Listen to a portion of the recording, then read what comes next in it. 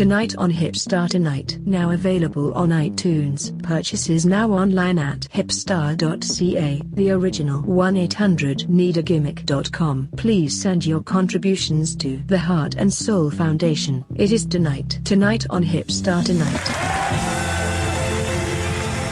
Tuesday, July 25th, 2017. Tonight on Hipstar Tonight. Jay, all right, man. What happened on Sunday? Crossfire. Was it your last show? That how it's going down? Is that how he's treating it, or what? I'm going to straight out go on the record and open the show with, yes, I believe it was my last show. A very heated locker room with the events going on of last week with the podcast of you having the top worst in all of Ontario and naming Crossfire near number one, if not number one. I didn't make him number one. There was no countdown in any order, but that's bullshit. I pulled into a locker room and I just go to drop my bags and already Ubel's yelling about something.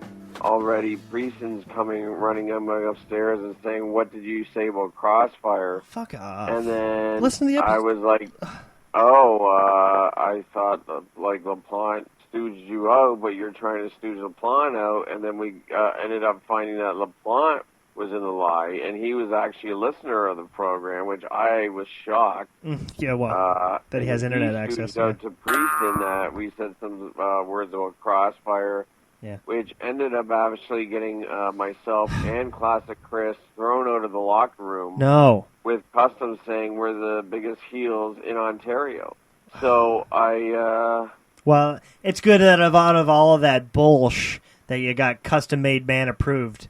No, he doesn't care. He just wants to be entertained, and it was like entertaining. But the thing is, I'm an innocent victim out of all this. Yeah, man. I didn't make the top worst list, you know. And the thing is, nobody's really have come to me. It's been a lot of talk behind our backs, like in secret meetings about, you know, have you heard this podcast? Man, it's just so childish. It really is. Well, you know, and then like the promoter, being Christopher Kennedy LaPlante, had been speaking about how we're affecting his Toronto audience.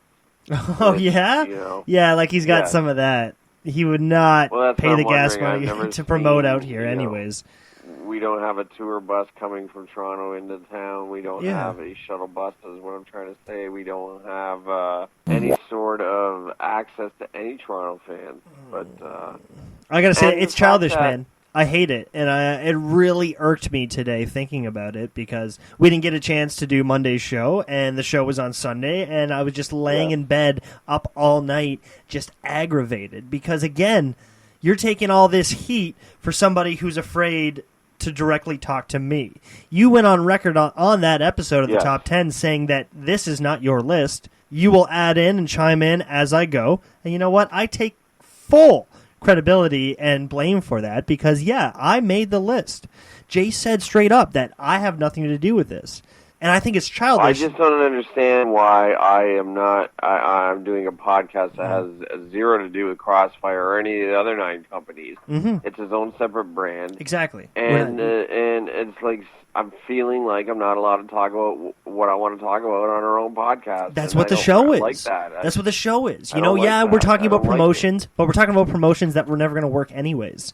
So if we're just revealing the truth, man, then maybe step up your game. Use that as a motivation because maybe what we're saying isn't necessarily a lie. Maybe we're on to something. No, it seems like they need a lot of, they got a lot of public relations problems. They don't know how to handle PR and, well, Jay, let me lay this down. All right? Let me lay this down, and I'm going to take the heat on this. So hopefully the cool cats will pick up what I'm laying down here. Right. The fact that you will listen to this show, a talk show program with only 2 personalities each show, and once you hear your name and don't like what you're hearing with your name attached, you go to the second person, the one who did not make the original comment that you got heated over, right? Feel the need to sit them down like you are involved in a legitimate business and say, we did not like what you said, and why would you say that if you're part of our company? This attitude is absolutely cowardice. It's a bullshit childlike mentality, and it just proves that you are as fake as the business you are trying to run. Chris LaPlante, You have a problem with how I reveal my real-life beef with you, when meanwhile, it was you that blocked me from contacting you and shut me out of your life, and you get your vagina in a hormonal decrease when I want to speak out about my thoughts about that behavior. This beef has nothing to do with Jay Moore. It is you and me. Me and my father as well, maybe. Two people that helped you fucking train and make yourself believe you're becoming a better wrestler. Two people that watched you grow, and you hide from any direct contact like a little bitch.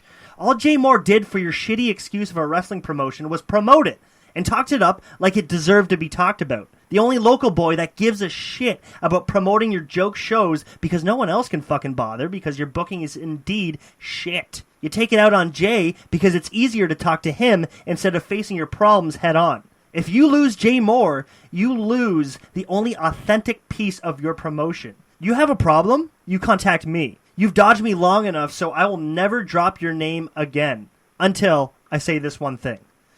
Chris LaPlante sits at home and watches every single WWE pay-per-view with his BFF, the Mudman Derek Comazzolo, sucking each other off with comments about how they used to and how they know better. You were both trained as jokes. You were never a legitimate athlete, only someone who sat on the bench and criticized other legitimate athletes. Hence why you probably shut me out, my theory, is jealous of my achievements. Is this not true, Chris? Fucking prove it. You coward! I am calling you out. You have 30 days starting today, Tuesday, July 25th, 2017, to contact me. If I do not hear from you after these 30 days, then you will see me at your next show, and I will face you like the man one of us needs to be. And you will hear my words as loud as the entire room that day will hear, and I am going to make you turn as red as your fallopian tubes. Please, let Chris LaPlante know for me, okay? Thank you. Thank you. Great way to open the show, and I do appreciate those kind words, and I do appreciate your support because it's got to end. It doesn't seem like I got any on the end that I've worked for a promotion for the past 6 years on every single show that they've had. I've been a loyal member to that roster. And it's true. Like, yeah. They take out these guys that are away from the area, when meanwhile everybody going to Niagara shows are local Niagara people. All right, so who's going to draw? Right. People that they know. I have so many of my old Niagara friends like, when are you coming back, bro? Well, I can't tell you that because some guys got heat with me that I used to be friends with. He has heat with me over something I did with an old rival that he's working with now anyway, so it's just kind of fucking cancels each other out, and it's all just childish. You can't realize, as a smart businessman, that we would actually help you and draw, and you won't let that happen because you can't put your fake ego aside, and I will not support that. It's bullshit, man. I'm sorry. Last summer, Isaac's Pub, I believe you were responsible for half the ticket sales at the Smash Wrestling events from your hipster friends. Yeah, I was, just to have some... surrounding community. I don't know. It just seems like I've tried to beat this across his head for 6 years. He doesn't want to listen to it. He doesn't like you, and I get it, and it just seems like anytime I do a podcast, there's heat or some bullshit, and it just seems like, okay, it's driving me into the podcast business further and further because the indie promoters don't want me to work for them if I talk about it on the show. Man, you don't need to work all the promotions. We can afford to do a top 10 list because there's way too many promotions that deserve to have shit talked about them. It's true. All you need is a small handful that you can help out, and Crossfire was one of them. You draw tickets like a madman. For a manager, I'll never understand how you bring in so many ticket sales. It just baffles me. But the fact that Chris can't realize you don't have to book people you like. This is a business. You don't hire employees that you necessarily get along with personally. You hire people that are going to do the job well for you and make your company look well. They want friends. It's all three of them, like between Newman and everything. They want to be friends with wrestlers, and we've run into that a million times. Especially with another one that was brought up to my attention. I wasn't going to bring this up because it's not that huge of news. No, and if I wasn't going to bring it up, I would have been on social media Wednesday. But this guy, Davin, he messaged me last week too, complaining about everybody is sending Bernadette the Bernadette episode, and for me to keep my fucking name out of his mouth. Like, as if I'm not allowed to discuss a public personality running a public show on a fucking podcast about pro wrestling. Don't worry, Jay. 0 sense. He copy and pasted the same message to you and sent me the same thing like it was supposed to intimidate me. Yes, and I recall you wanting to change names and like call him Stoner Boy and everything, but let's face it, his name is Davin, and he doesn't want me to talk. Why can't I talk about you, bud? Like, you're the one that made yourself public. It wasn't me. I'm reporting on the news. Yeah. You're the one that wanted to report every day that you're putting your shoes on and going to court, and I'm reporting on the news.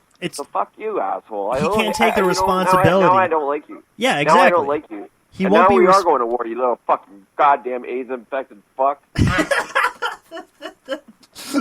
Well, you know, the guy's like writing on the his big teaser the other day was like, TV show for me? Yeah, what the fuck? I think so. Hashtags. No fucking asshole producer would produce your shit show out of your fucking fuck you little about you fuck. Being now I do hate you. A petty little fuck. Here, you fuck. It's true. Why am I going to invest in this Netflix series of you being a petty little fuck with a bad attitude, diving into somebody else's business and trying to set him on fire? Why is that fucking noteworthy? And how can you justify that you're doing a good thing? It's just irresponsibility, and they can't take the responsibility for the fact that you started this. You made this public with the other guy who wanted nobody to know, and you made sure everybody knew because you knew deep down you were wrong. So you had to fucking make it public, and everybody knew you were associated with some fucking big-boobed dwarf woman who made nothing public about it, but everybody knows you're associated and that you're running some but fucking... the problem with these little assles like him,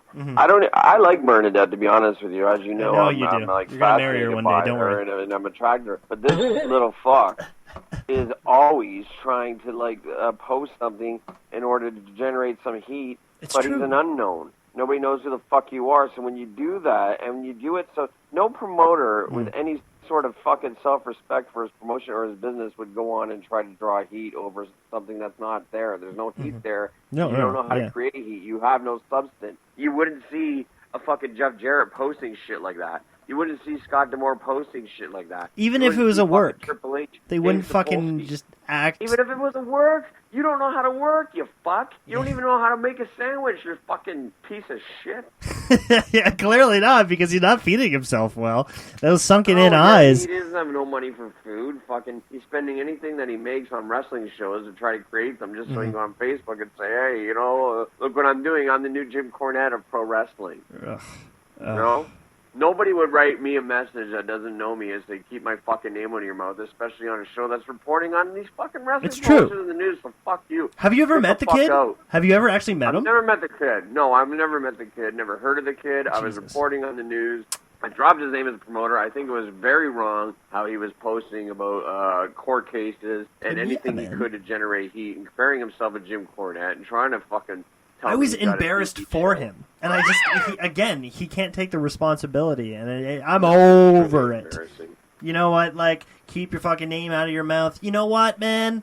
And I was so politely passive aggressive with my responses. You know what? I'm sorry. You can't get a rise out of me because my show isn't to purposely get heat. It's to expose people that are just fucking lame and that are affecting wrestling and making it look my good friend Custom Made yesterday, I just said the job's been done. He listened to the show, and that's all I care about, and I didn't watch his show, so I win. So fuck you. Yeah, there you go, man. Never will. Again. Thanks for listening. Stick with the hashtag. Thanks for listening. And Davin, when you listen to this show, thanks again. And when you listen all week, because I'm probably going to talk about you all week, you little fuck. And you can listen all week long. Piece of shit. Hey, man, it's only... I just wanted to send a quick shout-out. Hold on, I just want to send one quick shout-out. It's actually from Dante, the Hipstar. Oh, hey. Hey, Don. He's from Series Muffin Break Shop or something. Yeah, my buddy. Hey, man. I saw the hipster when he came down for his dad's birthday, and I just I've been listening to the program and did tell the hipster hey, and I was like, okay, Dante. He calls me big Zacher. fan of the show. He came down to Crossfire, and he was like, I love you guys, and I love your show, and thanks for meeting me. I'm like, all right, dude. So there is that. There is some positivity on this episode. Okay, Devin might not be down, but Dante certainly is on a 2 for Tuesday, and that's all we can